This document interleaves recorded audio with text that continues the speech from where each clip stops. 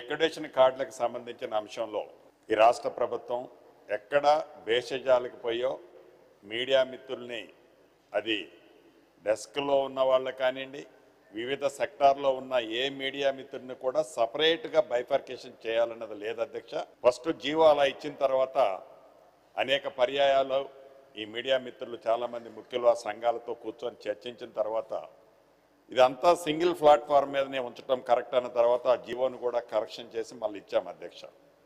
రెండవది, ఈ మీడియా మిత్రుల్లో ఏదైతే కొంతమందిలో కావాలని కొంతమంది ఒక అపోహలకి గురి చేస్తున్నారు అధ్యక్ష.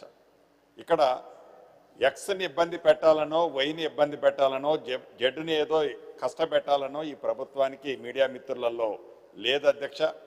అందరికీ ఏదైతే అక్రిడిటేషన్ కార్డులు ఇచ్చేది ఏదైతే ఉందో జెన్యూన్గా అందరికీ ఇవ్వాలన్నది గౌరవ పెద్దల సూచనలతో ఒక కమిటీని ఆల్రెడీ వేసాం. ఒక జీవోని ఇచ్చిన తర్వాత దానికి కరెక్షన్ కావాలంటే తప్పకుండా ఇచ్చాం.